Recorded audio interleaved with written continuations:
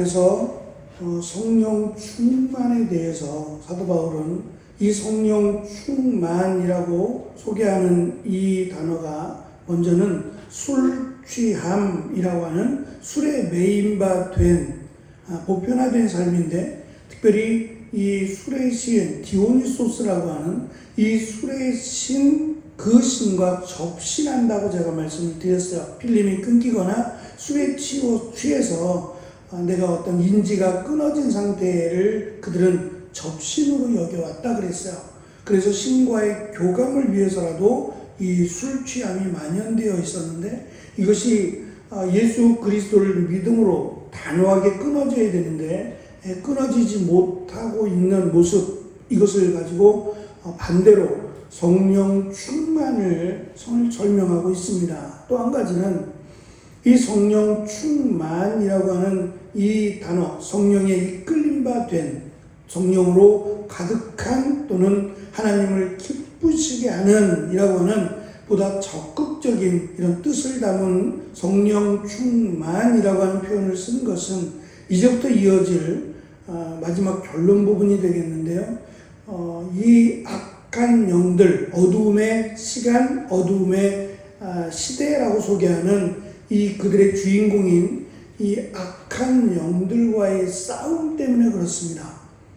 그냥 대충 싸워서는 이길 수 없을 뿐만 아니라 사탄은 어찌하든지 우리의 틈을 노린다고 강조해왔습니다. 그래서 성령 충만이라고 하는 보다 준비가 된, 그리고 하나님이 기뻐하시는 삶을 통해서 성령을 약한 세력과 싸워 이겨야 된다는 것인데, 보통 전쟁 그러면 이 전쟁은 물론 일방적인 전쟁도 있지만 일반적으로는 그 시기가 정해져 있어요. 통보도 하고 또 전쟁을 시작을 합니다. 그래서 전쟁이라고 하는 것은 어느 정도의 준비와 또 전쟁, 그리고 끝나고 나서의 이 보완하는 여러 가지 절차들이 필요한데, 지금 사도 바울이 강조하고자 하는 이 영적 전쟁은 시간과 때가 없어요. 1년 있다가 싸우거나 6개월 있다가 싸우거나 하는 것이 아니라 늘 전쟁을 치를 준비를 하고 있어야 된다라는 점이 특별합니다.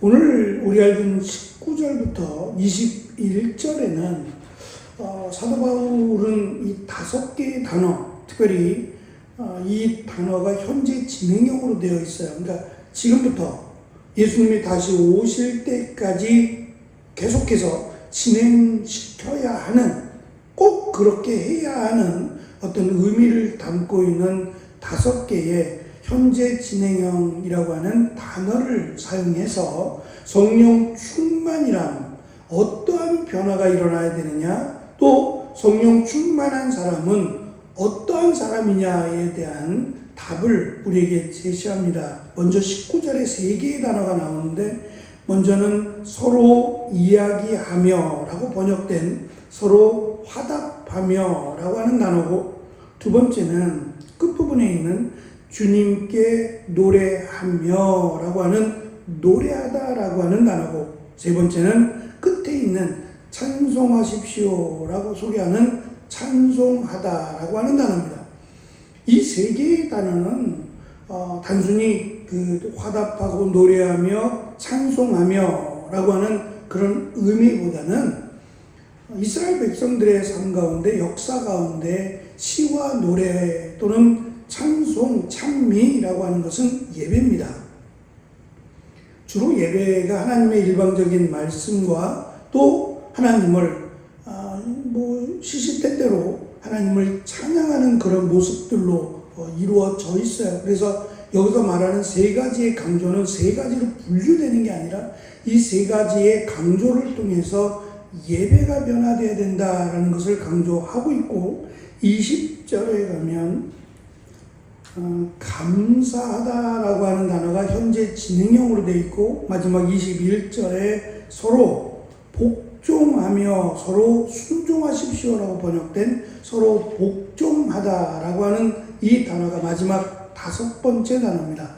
19절에 세 번에 걸쳐서 반복되고 있는 예배에 대한 변화, 그리고 두 번째 20절에 있는 감사에 대한 변화, 마지막 세 번째 복종에 대한 변화가 바로 성령 충만한 자의 변화라고, 또 그 성령 충만하면 이러한 변화들이 이루어져야 하고 그것을 위해서 힘써야 한다라는 것을 강조합니다. 그래서 이 5개의 동사지만 사실은 이 3가지 예배와 감사와 그리고 서로 복종하게 하는 이것이 성령 충만함과 아주 밀접하게 관련되어 있다는 것을 우리에게 강조합니다. 오늘은 그 첫 번째의 변화라고 할 수 있는 예배의 변화에 대해서 함께 은혜를 나누고자 합니다. 시와 찬미와 또 영적인 노래들로 서로 화답하며라고 소개하는 말씀입니다. 어둠의 불순종, 어둠의 세력 가운데 놓여 붙잡힌 바 된 어둠의 자녀들의 특징을, 특별히 악하고 거짓된 말로 이웃을 공격하며 자신들의 이익을 취하는 것이라고 5장 4절에서 밝혔습니다. 그러니까 악한 자들, 어둠에 속한 자들의 가장 두드러지고 가장 명확한 특징 가운데 하나가 말입니다. 사람을 살리고 세우는 말이 아니라 죽이는 말이에요. 불평하고 시기하고 원망하고 뿐만 아니라 저의 약점을 끄집어내서 아예 밟아버리려고 하는 이 모습이 악한 어둠에 속한 자들의 대표적인 모습임을 밝혔습니다. 반대로 성령 충만이라고 하는 성령에 붙잡힌 바 된, 그리고 하나님을 기쁘시게 하는 자라고 또 빗대어 소개하는 이 성령 충만한 자들에게 나타나는 가장 첫 번째 변화 또는 첫 번째 특징이라고 한다면 그의 입은 시와 찬미와 영적인 노래, 신령한 노래들이 흘러나온다는 거예요. 세상적인 그런 말이 아니라 하나님을 기쁘시게 하고 하나님을 향한 이런 노래와 말이 흘러넘친다는 겁니다. 특별히 성령님께서 성도들의 마음을 감동시키셔서 예수 그리스도를 통해 이루어진 하나님의 위대한 구원에 대한 다양한 간증과 고백들로 구성된 이런 노래들을 부르게 한다는 겁니다. 따라서 성령 충만은 성도들이 마음으로부터 시작해서 입술을 통해 삶의 놀라운 변화를 일으킨다고 사도 바울은 강조합니다. 우리가 잘 아는 요한계시록 5장에서 네 생물과 24장로들이 어린 양 예수 그리스도 앞에서 부르는 새 노래를 강조합니다. 이 새 노래라고 하는 것은 완전히 다른 노래라고 하는 의미도 있겠지만 사실 그것보다는 우리가 새로운 피조물이 되었다는 것이 사실은 이 땅을 살아가며 크게 피부로 와닿지 않아요. 죽었다가 살아나는 것도 아니고 여전히 동일한 삶을 살고 있는데 분명히 이 동일한 삶이 다르다고 말하고 있어요. 전에는 어둠의 자녀였다가 예수 그리스도를 믿음으로 빛의 자녀가 된 이것을 새 사람으로 창조되었다고 소개하지 않습니까? 마찬가지로 새 노래라는 것은 전혀 없던 그것에서 새롭게 만들어진이라고 하는 의미보다는 변합니다. 물이 변하여 포도주가 되는 것과 같은 겁니다. 그래서 우리가 부르던 노래가 옛 노래가 아니라 세상적인 것이 아니고 또 죄악된 것이 아니라 이제는 하나님을 기쁘시게 하는 노래로 바뀌는 것을 우리에게 강조합니다. 사도 바울은 19절에서 시와 찬미 그리고 노래를 통해서 유대인과 이방인으로 구성된 에베소 교회의 다양한 형태의 예배와 경배를 지금 포괄적으로 묘사를 합니다. 함께 어우러져서 함께 마음으로 입술로 하나님을 찬양하는 이 모습이 성령 충만한 자의 모습이라는 겁니다. 여기서 한 가지 중요한 점은 서로 이야기하며 라고 풀어낸 서로 화답하다라고 하는 단어입니다. 예수 그리스도를 믿고 우리 안에 성령이 임하시고 또 성령이 충만해진다. 이것이 곧 성숙이고 자라는 겁니다. 그래서 양적인 의미보다는 사실은 그 성숙의 의미 또는 영적인 성숙이 훨씬 더 강한 의미를 갖고 있는데, 이렇게 자라나는 성도들의 두드러진 특징이 일단 마음에서부터 시작을 했고, 그 다음에 그것이 입술로 나타나고 삶으로 드러나게 된다는 것인데, 그것이 지금 서로 화답하며 라고 소개하고 있는 서로라고 하는 부분입니다. 서로 대화를 하듯이 서로 영적인 교감을 나누듯이 이렇게 하나님을 찬송하고 예배한다는 것인데, 말씀드린 에베소 교회 안에는 유대인, 이방인이 있고 또 사회적 신분이 달라요. 주인이 있고 종이 있고 또 가진 자가 있고 없는 자가 있어요. 현격하게 드러납니다. 그냥 자리에 앉아 있는 것만으로, 그냥 그 자리에 있는 것만으로 저 사람이 누구라는 게 드러나요. 그리고 끼리끼리 모인다 그랬어요. 부자는 부자대로, 또 영향력이 있는 사람은 영향력이 있는 사람대로 모이고, 가난하고 신분이 낮은 사람들은 그들끼리 모였다 그랬어요. 어울려주지를 않는 겁니다. 그것이 부끄러운 일이기 때문이겠죠.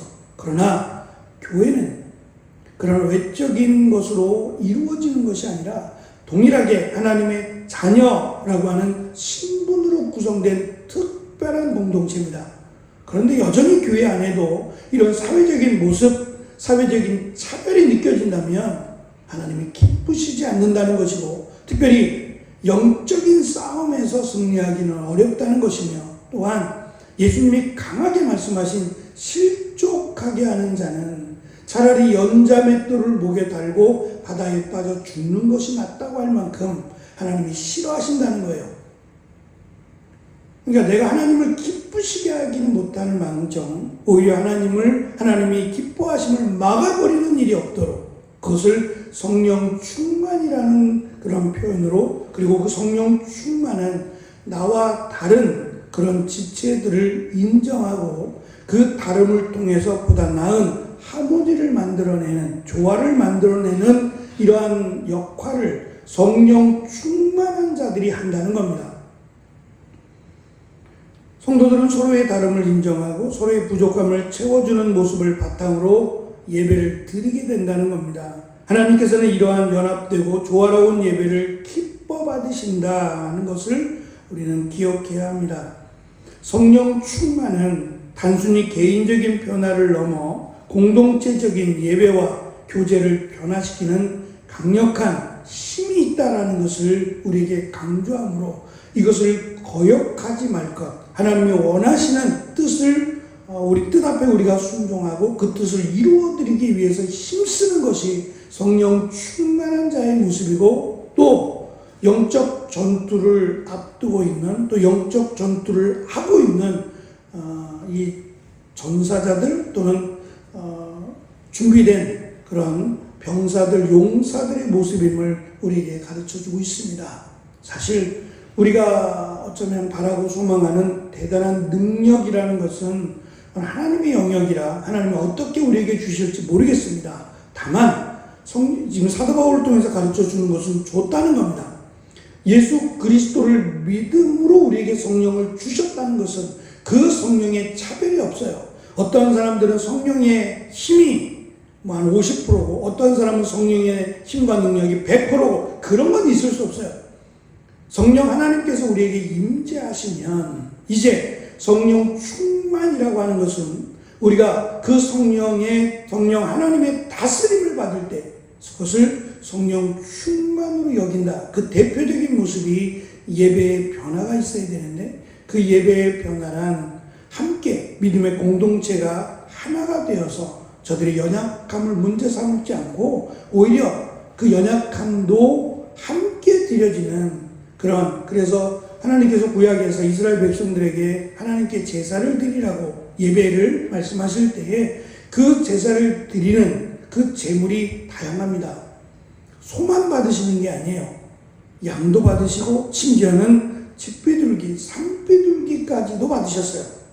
가난하고 또 가진 것이 없는 자들의 예배도, 그들의 제사도 하나님이 받으셨던 것처럼 교회가 이렇게 나누어진다라는 것 자체가 사탄이 우리를 넘어뜨리려고 하는 계략이다라는 것을 밝히면서 하나 되기에 힘쓰라고, 그래서 하나 된 자로 함께 기쁨으로 하나님께 예배를 드릴 때 하나님은 그것을 기뻐 받으실 뿐만 아니라 그렇게 예배하는 자가 성령 충만한 자다라고 하는 것을 우리에게 가르쳐 주고 있습니다. 이 말씀을 우리가 기억하고 함께 기쁨으로 예배드리며 찬송하기에 힘쓰는 귀하고 귀한 은혜가 우리 가운데 있기를 축원합니다. 기도하겠습니다.